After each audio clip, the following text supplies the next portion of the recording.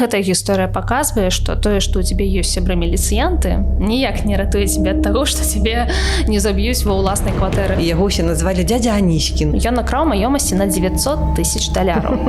Які я. Паводзь сябе добра, інакш прыйдзе дзядзя міліцыянт і забярэ цябе ў турму. Все у нас калгаснае, все у нас маё. Вас што, ўсіх па аб'яве панабіралі? Калі шукаеш злачынцу, галоўнае не натыкнуцца на самога сябе.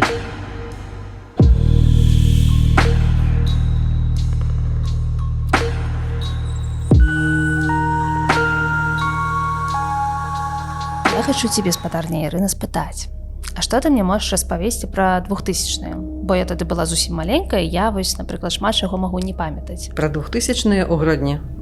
Так. Ну, уласна, час быў вельмі цікавы і час быў цяжкаваценькі. Ну, для мяне ён быў цікавы, бо я была маладая. Мне ў 2000-м было 30 гадоў, і як бы гэта самы такі пік жыцця, самы класны. Я, напрыклад, спрабую узгадаць, што для мяне было 2000-е. Напэўна, адно з самых яскравых успамінаў гэта кірмашы. То бок, што мы туды хадзілі набываць нейкія жуйкі, вось усе гэтыя Love Is, Turbo, там фішкі ад пакемонаў, вось нейкія такія ў мяне ўспаміны. І агулам здавалася, што жыццё было класным, добрым, такі увесь час лета, увесь час нейкія такія гулі, але я не гэтак даўно высветліла, што на самай справе гэта былі ўсё яшчэ крымінальныя часы. Вось, я чамусьці думала, што там бандзіцкія 90, але 2000-х гэта таксама зачапіла. Ведаеш, я думаю, пра любы перыяд часу можна знайсці там шмат злачынстваў, на жаль. На пачатку 2000-х міліцыя вельмі часта пачала знаходзіць тапельніц на берагах Нёмана. Прытым знаходзілі на іх досыць далёка ад пляжаў, дзе звычайныя людзі плавалі. І што вельмі цікава, яны разглядалі ўсе версіі, у тым ліку самагубства, але у выніку прыйшлі, што не, так шмат самагубстваў быць не можа. І ўжо тады зразумелі, што ў Гродні аруды серыйны забойца. Я думаю, нічога дзіўнага няма ў тым, што ты даведалася пра серыю забойстваў у Гродні нядаўна, бо маім меркаваннем гэта такая спадчына савецкага часу, калі пра забойствы ці пра нейкія іншыя злачынствы, тым больш серыйныя, было не прынята гаварыць. Проста гэта была устаноўка расказваць людзям, насельніцтву толькі пра тое, як краіна працвітае, як у нас все супер крута і гэтак далей. Ну і тым больш 2000-е, нулявыя, гэта ўжо час, калі такі беларускі рэнесанс адышоў і пачаліся часы, вынікі которых мы бачым сёння. Тавак атрымліваецца, пакуль я ў песочніцы лепіла кулічыкі, недзе хадзіў маньяк, які скідваў целы дзяўчат у Нёман. Вось такое у мяне шчаслівае дзяцінства атрымліваецца. Ну так, то бок тут ёсць светлы бок нулявых гадоў і ёсць цёмны бок, пра который мы нават сёння яшчэ не ўсё можам ведаць дакладна. Але я хачу у цябе спытаць наконт міліцыянтаў. Таму што штосьці ў мяне трошачкі карцінка не складаецца, я думаю, што ты мне можаш распавесці. Вось распавядзі мне пра, напрыклад, савецкі вобраз міліцыянта. І тут мне найперш хочацца ўзгадаць слова прапаганда, бо вобраз любога працаўніка, любога савецкага чалавека, а вось мы ўжо ўзгадалі, што нулявыя гэта такі разварот абратна ў вось гэты беларускі цуд з савецкім смакам, такім савецкай афарбоўкай. Вельмі шмат стараліся зрабіць, каб, напрыклад, міліцыянты ці іншыя прадстаўнікі ўлады, яны выглядалі такімі вельмі хорошымі, пазітыўнымі. І міліцыянер гэта, конечно, узгадваецца даўні савецкі дзядзя Сцёпа, вось, который такі добры міліцыянт, который дапамагае дзецям. Нібыта ён дапамагае ўсім, гатовы працягнуць руку дапамогі, падтрымаць, выцерці соплі дзецям, перавесці бабульку праз дарогу і гэтак далей. Таксама ў савецкім кінематографе вось у відэа быў вобраз такога міліцыянта Анічкін, і яго ўсе назвалі дядя Анічкін. Ён такі на вёсцы, як бы ўсіх ведае, ён усё ведае, так падыходзіць, ось па-свойску, як бы так сумленне будзець, і такім чынам папярэджвае злачынствы. Вось два такіх вельмі пазітыўных вобразы, гэта вось была савецкая міліцыя. Але ў мяне ўсё адно пазл не складаецца, таму што, ізноў жа узгадваючы сваё дзяцінства, Я не кажу, што ты так рабіла, але я вельмі часта чула, як дзяцей палохаюць міліцыянтамі, то бок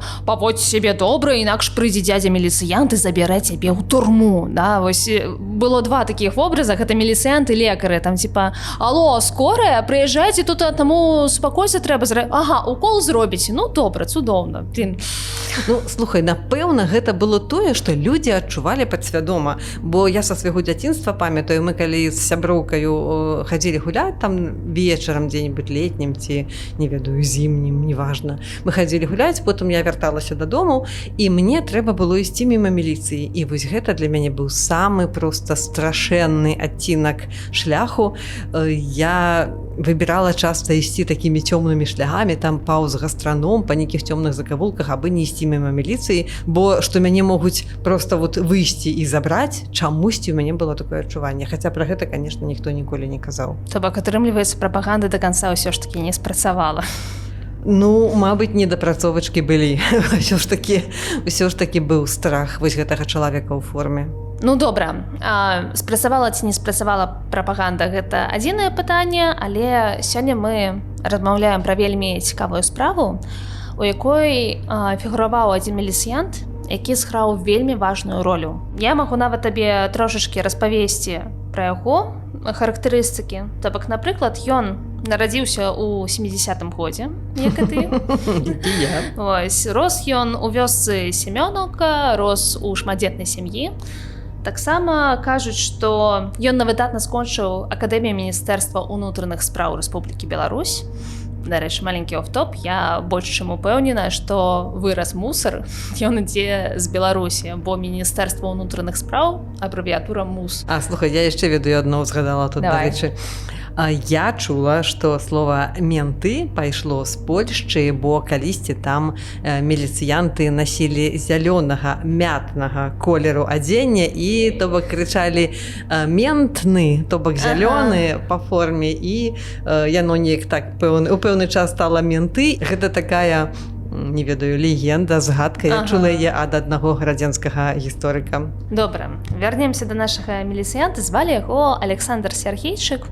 У яго было шмат добрых характарыстык, вось яго апісвалі як высокага, моцнага мужчыну з вайсковай выпраўкай, але якую ролю ён зграў у гэтай справе, мы з табой абмяркуем трошачкі пазней. Ну вось у нас ужо ёсць месца дзеяння, мы разумеем, што справы адбываюцца ў Гродні і ваколіцах, у нас ёсць нейкія загадкавыя персанажы, у нас ёсць больш-менш разуменне, што ахвярамі гэтых злачынстваў былі жанчыны, ну і нарэшце давай пярэйдзем да справы. Добра.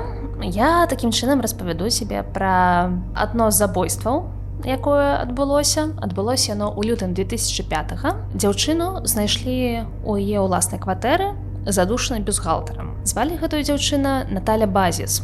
І калі сталі разбірацца, што адбылося перад тым, як яе забілі, па розных паказаннях высветлілася, што яна выпівала са сваімі сябрамі міліцыянтамі. Па некаторых версіях іх было двое, трое. Дарэчы, гэта вельмі цікавы момант, бо наш з табой падкаст, ён, мы не можам сказаць, што гэта журналісцкая праца, бо мы карысталіся выключна адкрытымі крыніцамі. І вось, напрыклад, у артыкуле СБ узгадваецца 3 міліцыянтаў, у астатніх медыа чамусьці ўзгадваюць толькі 2. Гэта быў Малышка, палюбоўнік гэтай Наталі, і менавіта быў Сергейчык, пра якога я ўжо распавядала. Забойца пакінуў цела дзяўчыны, ён яе згвалтаваў, але ён таксама прыбраўся ў хаце. То бок, я не ведаю, чым думаў гэты чалавек. Мабыць, што хтосьці можа сысці з жыцця праз тое, што ён павесіцца на сваім бюстгальтару, настанніку. Вось, адзінае, што ён прыбраўся не вельмі добра, бо ён пакінуў аскепкі разбітай бутэлькі, на якой засталіся адбіткі пальцаў чалавека. Ведаеш, мне ўжо не падабаецца гэтая гісторыя. Вось, па-першае, станік жаночы, гэта такая некая, рэальна гэта такая маньячная некая штука. Вось, і ўжо насцярожвае, што той чалавек, который гэта здзейсніў, некая такая нянавісць да жанчын, пэўна, у яго была нездаровая. А яшчэ гэтая гісторыя паказвае, што тое, што ў цябе ёсць сябры міліцыянты, ніяк не ратуе цябе ад таго, што цябе не заб'юць ва ўласнай кватэры. Здавалася, што максімальна бяспечная сітуацыя. То бок, у тебе палюбовнік міліцыянт, то бок ты знаходзішся ў сваёй кватэры, ну то бок нельга просто уявіць, каб ну тебе там хтосьці выпадкова забіў, бо здаецца, што ну калі мы кажам там пра нейкіх маньякаў, гвалтах і так далей, ну у мяне першая асацыяцыя гэта цёмная падваротня, ноч, я адна іду і хтосьці там выскоквае. Слухай, гэта напэўна самы небяспечны стэрэатып, который тычыцца гвалту, асабліва у адносінах да жанчын, бо па-першае, шматлікія даследаванні паказваюць, што вельмі часта той, хто забівае, той, хто гвалтуе, гэта нехта з сям'і альбо з вельмі блізкіх знаёмых. Гэта адно. І другое, я цікаўлюся тру-краймам і недаўна праглядала адно даследаванне, дык вось там усталяваныя 3 прафесіі, 3 роды дзейнасці, людзі, з якімі найчасцей робяцца серыйнымі забойцамі, там ці вось, которые могуць быць маньякамі. І вось гэтыя 3 прафесіі міліцыянеры дакладна ўваходзяць у гэтую тройку. А як ты думаеш, хто яшчэ там можа быць? У мяне чамусьці першая думка стаматолагі. Прабачце. Ты недалёкая ад ісціны, бо лекары, медыкі ўваходзяць у вось гэтую тройку, на яе ўзначальваюць. А на другім месцы гэта людзі, которые выконваюць рамонт бытавых якіх-небудзь штукаў, там сантэхнікі, электрыкі, вось такія людзі, которые могуць абсалютна спакойна патрапіць у любую кватэру. Ну і міліцыянты замыкаюць тройку лідараў у прафесіях, которые найчасцей даюць нам серыйных злачынцаў ці маньякаў. Ну слухай, гэта гучыць цікава, але калі вось з лекарамі і міліцыянтамі я магу зразумець логіку, ну там, што неяк змяняецца у цябе стаўленне да чалавека, мабыць, ламаецца псіхіка. Но, блін, рамонтнікі... Але слухай, ну, Мосгаз. Недаўна быў серыял. Там чалавек прыкідваўся, што ён працуе, ён нават працаваў пэўны час у газавай службе і такім чынам проста патрапляў у кватэры і забіваў людзей.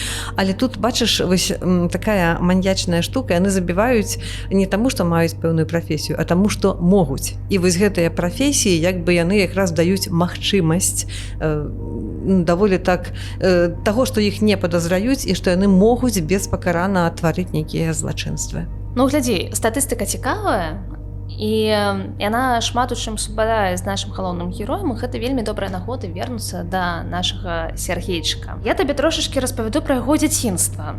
То бок, шчаслівым яго назваць было цяжка, бо вядома, што Сергейчык рос у шматдзетнай сям'і, і ягоны тата быў алкаголікам, які часам пакалачваў як дзяцей, так і жонку, а пазней ён увогуле сышоў з сям'і да сваёй каханкі. І праз шмат год Сергейчык ужо прызнаваўся, што менавіта праз бацьку у яго з'явілася гэтая самая ненавісць да жанчын, пра якую ты таксама азначала, калі мы размаўлялі пра станнік і гэтак далей. Слухай, вот што мяне дзівіць, то бок яму нашкодзіў бацька, а ненавідзець ён жанчын. Ну, але ок, як бы логіка маньяка, тое, што я, напэўна, не зразумею. Трэба нейкія пэўныя веды мець, каб у гэтым разабрацца да канца. Ну, слухай, наколькі я разумею, людзі проста пачынаюць... Калі яны трапляюць вось у пазіцыю ахвяры, яны вельмі часта думаюць, што адзіны шлях выйсці з ролі ахвяры гэта стаць таксама агрэсарам. Вось, і напэўна праз тое, што тата ў нейкім сэнсе ненавідзеў жанчын, бо, блін, ты збіваеш жанчыну, якая нарадзіла табе дзяцей, якая там цябе кахае і так далей, пасля заходзіш яшчэ да іншай жанчыны і невядома, што там адбывалася. Ну, то бок, напэўна, нейкі такі вобраз у хлапчука маляваўся. Ну, я табе скажу, так, па сакрэту паміж намі, што, напэўна, у 70-е гады вось такі гвалт сямейны быў даволі распаўсюджаны, асабліва на вёсцы, справай. І я думаю, што ў гэтым сэнсе сям'я Сергейчыка не дужа адрознівалася ад сямей суседзяў. На жаль, гэта было так. Я такое бачыла на ўласныя вочы неаднаразова. А як ты думаеш, а з чым гэта магло быць звязана? Ну, то бок, таму што зараз, ну, уявіць сабе, каб хтосьці падняў руку там на жонку ці на дзіцёнка, ну, напэўна, можна, але, ну, вельмі складана, бо гэта праследуецца і законам, і грамадства зараз неяк недобра да гэтага ставіцца. Вось што тады адбывалася? Я думаю, што зараз адбываецца прыкладна тое ж самае, проста ты жывеш у больш цывілізаванай частцы грамадства. А калі паглядзець статыстыку нават па Беларусі, па хатняму гвалту, яна жахлівая да гэтага часу. Окей, тады вернемся да нашага галоўнага героя. Вядома, што хлопец скончыў макараўскую сярэднюю школу, пасля чаго сышоў вучыцца ў ПТВ накіроўцу. Далей да 91-го года ён праходзіў службу ў арміі, затым ён вярнуўся ў родную вёску і працаваў кіроўцам. А ў сакавіку 92-го года Александр убачыў аб'яву аб наборы ў міліцыю і паступіў туды на службу. І вось у гэты момант у мяне ўзнікла некае пытанне: няўжо у міліцыю набіралі па аб'яве? Ну, то бок, для мяне гэта гучыць як нейкі жарт. Вас што, усіх па аб'яве панабіралі? Вось прыкладна такое. А гэта не жарт. Гэта сітуацыя, нармальная цалкам, бо служба ў міліцыі, напэўна, не самая лёгкая, не самая простая. Все-таки гэта служба, а не праца, нават там і час не нармаваны. Ну і можа умовы не самыя такія лёгкія, даволі складана там працаваць. Да гэтага часу у міліцыю набіраюць па аб'яве. І калі ты паглядзіш нават гродзенскія чацікі сёння, то там даволі часта, што шукаюць у міліцыю, прыходзьце, калі ласка, і так далей. Ну і я так скажу, што для вясковага хлопца пайсці служыць у міліцыю пасля арміі — гэта такі даволі звычайны жыццёвы трэк. То бок такі сацыяльны ліфт тыя часы прадугледжвалі. І ў мяне даволі шмат знаёмых, которые менавіта вось такім чынам выбіваліся ў людзі. Окей. Але на кой чорт тады існуе акадэмія МВД, напрыклад? Я думала, што, калі ты працуеш у міліцыі, ты мусіш, як мінімум прайсці навучанне. Не, канешне, Сергейчык таксама пасля трапіў у акадэмію МВД, проста для мяне так дзіўна, што... У міліцыі такі быў трэк на той час. То бок бралі хлопцаў пасля арміі, там скончыў школу, сярэдняя адукацыя, окей, іх бралі ў ППС, у тых, хто нагамі хадзіў па вуліцы, патруляваў. А пасля, калі яны сябе рэкамендавалі больш-менш нармальнымі службоўцамі, то іх накіроўвалі адразу вучыцца ці ў школу міліцыі, ці адразу ў акадэміі МВД. Там ужо залежала ад прыватных нейкіх ужо абставінаў. Як думаеш, а вось калі, там, умоўна кажучы, вясковы хлопец з вёскі пасля арміі трапляе ў міліцыю, наколькі моцна ў яго зменьваецца светапогляд? Тут залежыць. Тут, напэўна, вельмі важны бэкграунд, который у чалавека быў. Але, конечно, тое, што чалавек у міліцыі мае больш магчымасцяў нейкія свае фантазіі, нават хваравітыя, ажыццявіць, то гэта дакладна. Проста для мяне гэта як выглядае? Вось ты просты смяротны, жывеш у вёсцы, і тут у цябе з'яўляецца амаль усё. Я не ведаю, як у тыя часы было, але я ведаю, што зараз там міліцыянтам і там спрошчаныя крэдыты даюць, і выдаюць жытло, і там якая добрая зарплата ідзе. І мне здаецца, што гэта вельмі такі моцны сацыяльны ліфт. Так, я думаю, што вясковы хлопец думае, што ён злавіў Бога за бараду, бо зараз у яго ёсць тое, чаго ў вёсцы у яго знаёмых аднагодкаў няма і быць не можа. Таму так, адназначна магла галава закружыцца ад гэтага. Вось гэта вельмі цікавы момант. Я ўжо казала, што ў 92-м ён знайшоў гэтую аб'яву і трапіў на службу, але значна пазней высветліцца, што ў верасні таго ж года ён здзяйсняе сваё першае злачынства. І ён з калгаса крадзе прычэп. Вось, пасля ён заняўся выкрыццём гаражоў, браў усё, што там толькі было. Вось, то бок ён там і пнеўматыку некую скраў, ён скрадаў машыны і прадаваў іх на запчасткі. То бок, хлопец пайшоў проста ва ўсе цяжкія. Тут можа быць, глядзі, што, па-першае, тое, што скраў з калгасу, я табе скажу, людзі майго веку узгадаюць прыказку такую, што ўсё ў нас калгаснае, ўсё ў нас маё. Як бы з калгаса гэта нават, так кшталту і не скраў, а узяў, і гэта была такая агульна прынятая, можна сказаць, у вёсцы. магчымасць прадугледжаная. Ну а вось тое, што гаражы, ну бачыш, ізноў жа, таму што мог. Невядома там ці служыў ён ужо ў міліцыі ці не, ці карыстаўся ён падставай таго, што форма мае і там неяк на яго б не падумалі, ці гэта было трохі раней. Гэта быў вось такі час, калі можна было такое зрабіць. Не было як зараз тых камераў на кожным куце, не было так шмат міліцыянтаў на вуліцы, не было такога кантролю грамадскага за імі. Ну то вось бачыш, маем што маем. Дарэчы, я вось тут яшчэ узгадала адзін дадатковы факт, што ён таксама скраў муляжы гранат са сваёй роднай школы. Але, на жаль, я не знайшла дату. То бок, ці ён гэта зрабіў, калі ён быў школьнікам, ці гэта ўсё ж такі адбылося, калі ён ужо быў дарослым міліцыянтам і проста мог сабе гэтае дазволіць. Але ёсць такі факт, што ўсяго за 14 гадоў ён накраў маёмасці на $900 000. І, блин, то бок, мне здаецца, гэта нават зараз вельмі вялікая лічба. Якая была гэта лічба ў 92-м, там, ці які гэта быў год, я нават уявіць сабе не магу. Ну, я думаю, тут варта сказаць, яшчэ раз падкрэсліць, што гэта не журналісцкае расследаванне, што мы бяром проста дадзеныя, которые ёсць на сёння ў адкрытых крыніцах, і таму ацаніць неяк адэкватна вось гэтую суму, которую мы нашлі ў прэсе тагачаснай, ну, мы не можам, на жаль. Ёсць яшчэ таксама шмат цікавых фактаў пра гэтага Сяргейчыка, бо, аказваецца, ён быў зусім не такі, як дзядзя Сцёпа, якога ты апісвала. Напрыклад, у 2001 годзе Сяргейчык збіў некалькі затрыманых грамадзян за распіццё спіртнога ў грамадскіх месцах, а таксама выкраў у іх каштоўныя рэчы. У лістападзе 2003 года міліцыян, знаходзячыся пры выкананні службовых абавязкаў, збіў на працоўным месцы затрыманага і ўжыў супраць яго газавы балончык. У выніку чаго прыйшлось выклікаць хуткую дапамогу, аднак тады справу атрымалася замяць. І так атрымліваецца, што ёсць яшчэ такі факт, што нягледзячы на тое, што ён шмат чаго яшчэ такога рабіў, то бок і на працоўным месцы, і па-за межах яго кіраўніцтва пра ўсё гэта ведала. Нават пра тое, што ён скраў там на пачатку сваёй кар'еры прычэпскага газу, яны таксама даведаліся. Але па нейкіх прычынах яны яго лічылі вельмі перспектыўным хлопцам, не хацелі яму сапсаваць кар'еру і ўвесь час гэта ўсё прабачалі. Тым болей, што акадэмію МУС ён скончыў, ну, з адзнакай. Аднак таксама ёсць цікавы факт, што падчас следства аднагрупнікі былога курсанта прыгадвалі, што ніколі не бачылі яго на занятках і на дзяржаўных экзаменах. Ну тут, ведаеш, калі я вось так рэтраспектыўна сённяшняга дня даведваюся пра гвалт міліцыянераў у адносінах да тых, каго яны затрымліваюць, то неяк становіцца зразумела, адкуль узяўся такі гвалт у 20-м. Бо ну проста гэта было можна заўсёды, але супраць тых людзей, которых, ну, усе нібыта лічылі, што яны вінаватыя.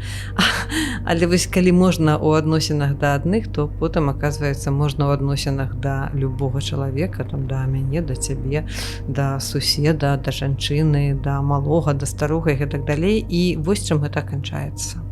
Але вось я ўсё ж такі не магу зразумець, а чаму кіраўніцтва гэта ўсё прабачала? Ну, няўжо настолькі кепская была сітуацыя з міліцыяй, што страшна проста было зволіць кагосьці? Свае, такая кругавая парука. То бок, хай кепскі, хай вось такі не вельмі, але свой. То бок, калі сказаць, што адзін міліцыянер можа быць кепскім, гэта значыць, што ўсе такія.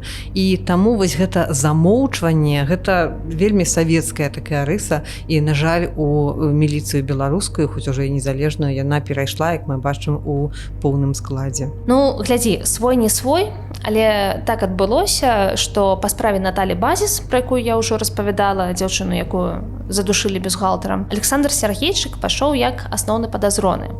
І на гэта указвала дзве рэчы. Першае, гэта тыя самыя адбіткі з аскепкаў бутэлькі, якую разбілі аб галаву ахвяры. І таксама, наколькі я памятаю, ён пакінуў біялагічныя сліды. То бок здаецца, што ён увогуле ўжо перастаў парыцца, там дапускаў такія вось дробязі, што ну ўжо там і кватэру не ідэальна прыбраў, і вось на гэта ён забіў. І так адбылося, што толькі праз 11 месяцаў пасля здарэння яго ўсё ж такі выклікалі на допыт. І важны факт, на той момант ён ужо не працаваў у міліцыі, ён звольніўся. То бок, праз што ён звольніўся, я не ведаю, але вось мне чамусьці зараз вымалёўваецца вось гэтая сувязь, што ён больш ужо не з намі, таму яго можна выклікаць на допыт.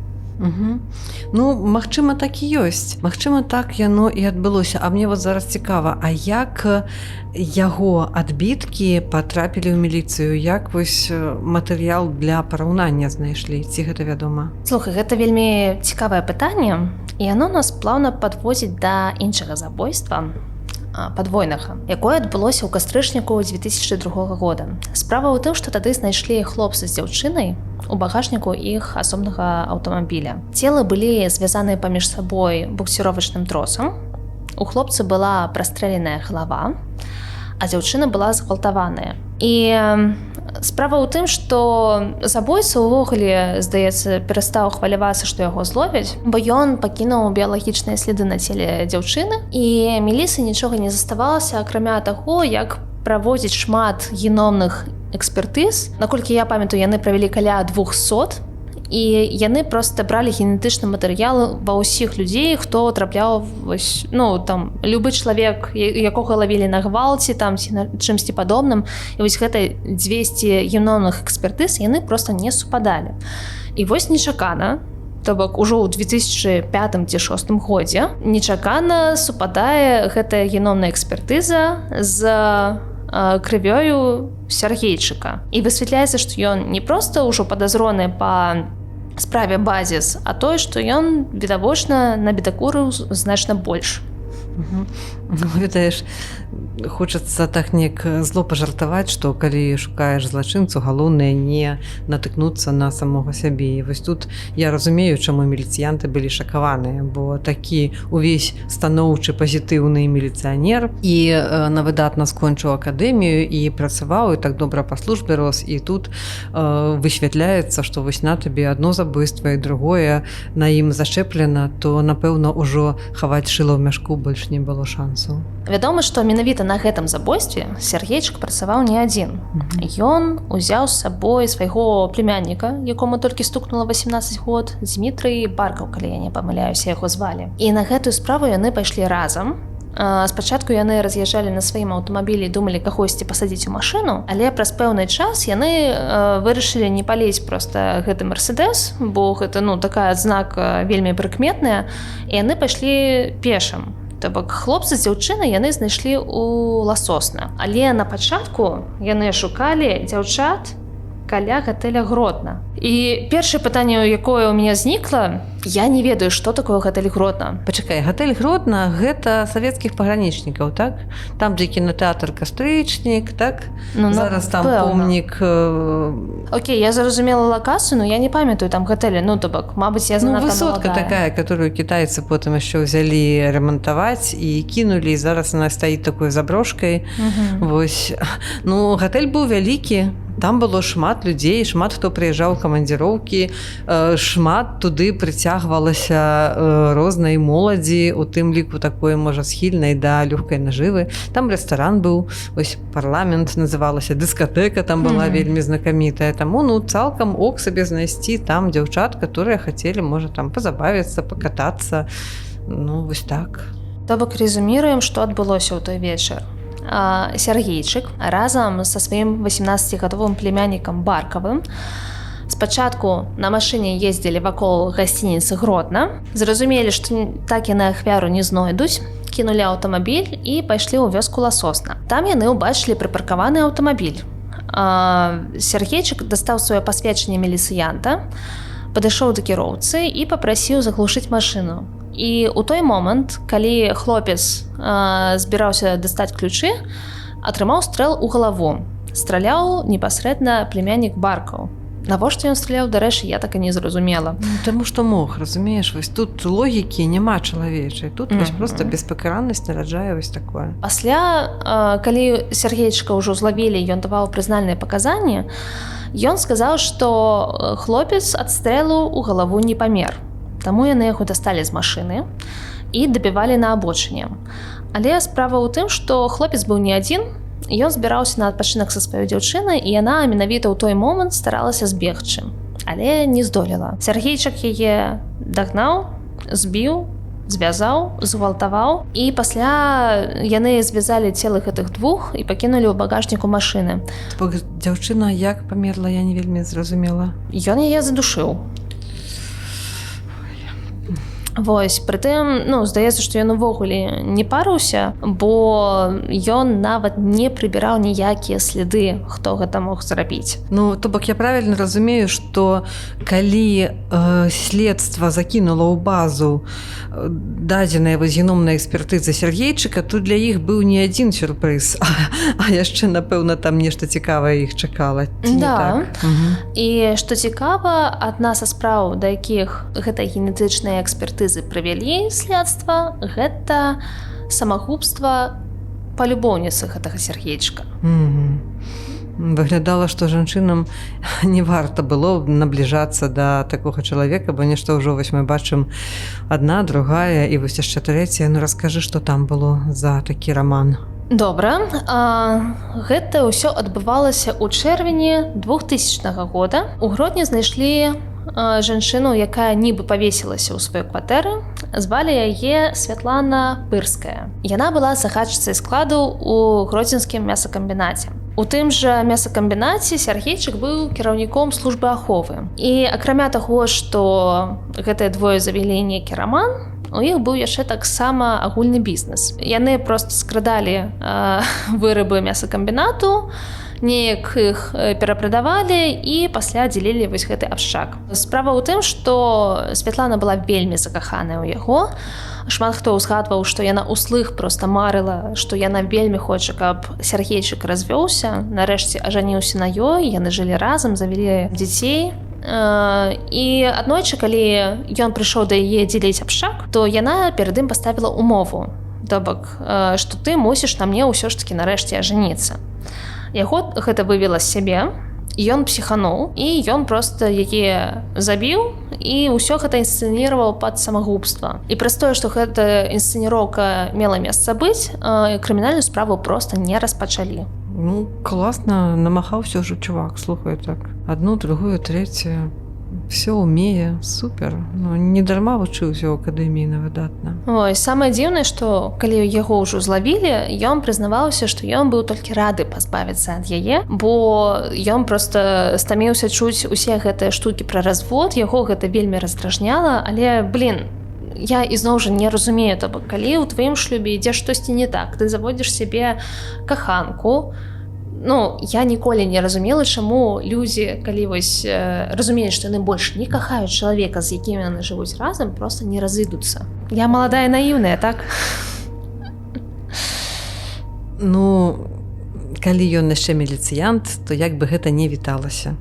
І, напэўна, я зараз узгадваю не да 2000-х гадоў, што адносяцца, але такія якія-небудзь там парицанні таварыскія, разборы на партсабраннях ці на прафсаюзных сабраннях. Магчыма, там такое было, і гэта, неяк магло б пашкодзіць яму ў кар'еры ці яшчэ што-небудзь. Але проста не хацеў вырашаць пытанне, і ўсё тут. Мне вось цікава, а ці ведала пра ўсе гэтыя штукі ягоная жонка? То бок, наколькі ёсць верагоднасць, што яна магла здагадвацца, што нешта такое адбываецца? Слухай, мы толькі можам віламі па вадзе. Пра яго жонку ўвогуле, пра яго сям'ю нідзе не ўзгадваецца. Таму ведала, не ведала, здагадвалася, не здагадвалася. Даволі часта ў гісторыях пра маньякаў задаюцца такімі пытаннямі, але тут у нас проста няма матэрыялу для аналізу.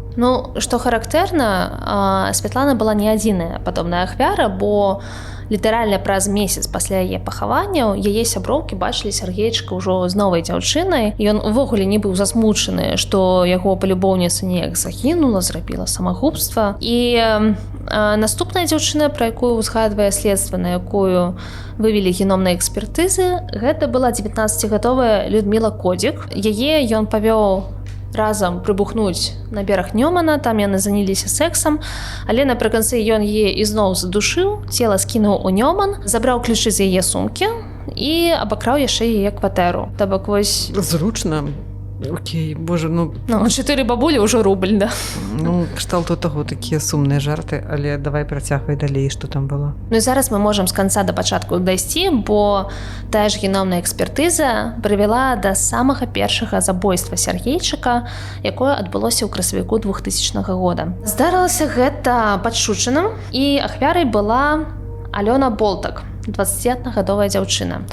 Яна тады старалася дабрацца дадому, спыніла бежавы мерседес, якім кіраваў Сергейчык, і ён прапанаваў, каб ён яе падвез. І агулам у яе не было ніякіх прычын, каб баяцца, бо як-ніяк міліцыянт, і выглядаў ён досыць так, упэўнена, то бок людзі яму давяралі. Ведаеш, я табе скажу, што сесці ў папутку была абсалютна нармальная справа, і нават калі б ён быў не міліцыянт, я сама мільён разоў пад'язджала, так проста падняўшы руку, махнуўшы машыне. Але для яе гэтая папутка скончылася тым, што яе знайшлі звязанай, згвалтаванай і спалёнай у лесе. То бок усе яго рытуалы, што трэба згвалтаваць, задушыць, былі выкананыя, але ён яшчэ яе і абліў бензінам, каб паліць. А якія яшчэ справы звязвалі з Сергейчыкам? То бок што, калі ўжо стала відавочна, што гэта такая серыя, калі стала відавочна, на каго яны выйшлі, і, напэўна, там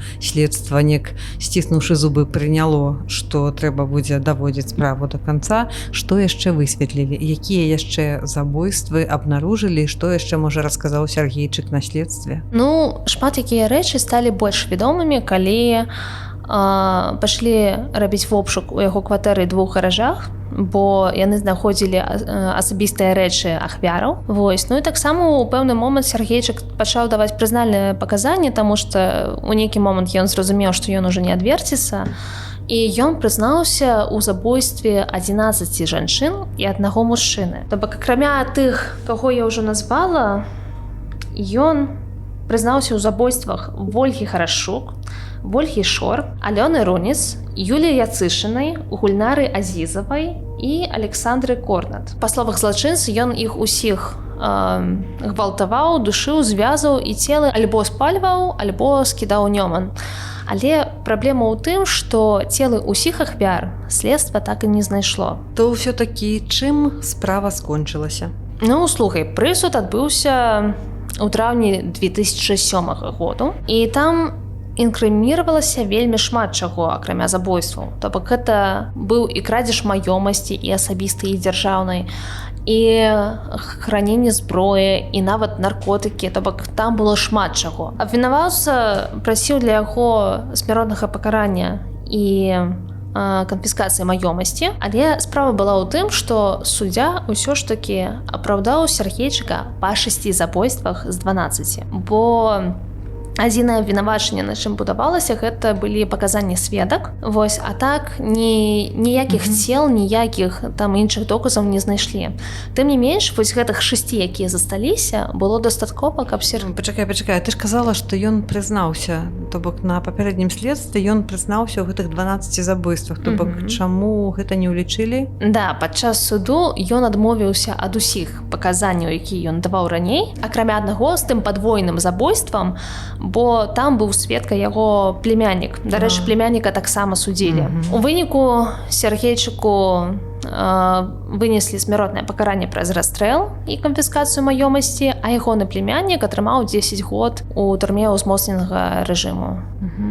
Я думаю, зараз, напэўна ж пісалі, напэўна казалі пра гэта ў тым самым 2007 годзе, але я, шчыра кажучы, у мяне, як у жыхаркі горада, не засталося шмат успамінаў пра тую справу. Глядзі, я на гэтую тэму знайшла 2 артыкула ці 3 СБ, і я на самай справе вельмі здзіўлена, што я таксама гэтага не чытала і не памятаю, бо, мне здаецца, калі ў тваім горадзе злавілі серыйнага забойцу, які менавіта забіў 12 чалавек, чаму пра гэта не трубілі ўсе?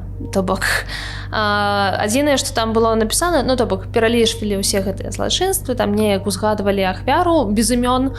І таксама жанчына, якая прысутнічала на фінальным судзе, яна казала, што калі суддзя вынес прыгавор, то сваякі ахвяр яны пачалі апладзіраваць, і там гэта падхапіла ўся зала. То бок, все-таки людзей дапусцілі на паседжанне судовае? Спачатку вырашылі, што гэтага рабіць не варта, таму што там было шмат інтымных падрабязнасцяў, і суд на пачатку быў закрыты. А на апошнім паседжанні яны вырашылі ўсё ж таки дапусціць і журналістаў, і сваякоў, і просто зацікаўленых То бок людзей. абвяшчэнне было ўжо ў такім як бы у масавым прысутнасці, так, а ўвесь суд быў закрыты. Ну вось гэта таксама тыповая такая рэч. Магчыма, яна правільная, магчыма, праўда, ўжо няма чаго непакоіць косткі тых забітых людзей. Ну слухай, а вось я магу з табой тут не згадзіцца, бо, напрыклад, калі у Казахстане адбываўся суд над Бишимбаевым па делу Салтанат, я за гэтым вельмі актыўна сачыла, я просто глядзела кожнае паседжанне, у мяне не атрымлівалася гэта рабіць там у рэжыме онлайн, але я глядзела запісы. І я лічу, што казахі вялікія малайцы, што яны ўсё ж таки пусцілі гэта ў прамы эфір. То бок, што гэта не проста два артыкулы, што ага, злавілі забойцу, а там, ну, шмат якія падрабязнасці, канешне, не паказвалі ў прамых этэрах, але тым не менш яны шмат чаго паказалі. І для мяне здаецца, што гэта вельмі важна, таму што я пакуль гэтыя ўсе прамыя этэры глядзела, я, напрыклад, пазнавала у паводзінах Бишимбаева некаторых сваіх знаёмых, у тым ліку сваіх былых. То бок я ўзгадвала пра сваіх сябровак, якія там як Салтанат казала: «Ой, не-не-не, я сама там стукнулася ці яшчэ штосьці». І гэта вельмі моцна паўплывала на мой светапогляд. Не тое, што ён яго моцна змяніў, але мне гэта дало нейкія дадатковыя такія вось інструменты, чырвоныя сцяжочкі, на якія я зараз магу звяртаць увагу, калі штосьці адбываецца. І мне на самай справе вельмі шкада, што вось гэты суд, які адбываўся з Сергейчыкам, яго зрабілі закрытым, бо невядома, колькі б мы маглі пазбегнуць усё ж такі ахвяраў. І, напэўна, калі б гэта дело было масавым, калі б яно было на слуху і кожны гарантіянец ведаў пра гэтага міліцыянта-забойцу, напэўна, шмат якіх злачынстваў мы маглі бы проста прасечы. Ну, праўда, не зважаючы на тое, што справа даўняя, справа скончаная даўно, пытанняў застаецца вельмі шмат. Ну, першае пытанне – гэта смяротнае пакаранне. Да гэтага часу Беларусь застаецца адзінай у Еўропе краінай, хіба дзе смяротнае пакаранне прымяняецца да нашага часу. Таксама пытанне пра дзяўчат, которые сталі ахвярамі гвалту.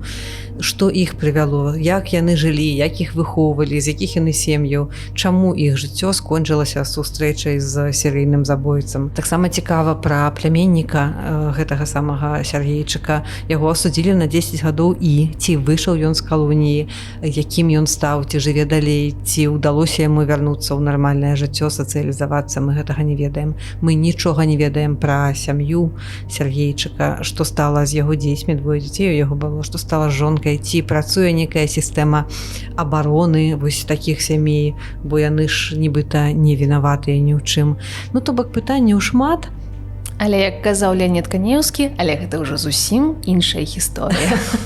Так, і іншыя гісторыі мы будзем працягваць расказваць. Гарадзенскі True Crime аказалася вельмі багаты на такія падзеі, на жаль. Калі вас цікавіць гарадзенскі True Crime, то падпісвайцеся на канал, глядзіце асобны плейліст True Crime Гродна і даведаецеся, што было цікавага ў гісторыі нашага горада, не толькі светлай, але і рознай. Да сустрэчы. Бывайце.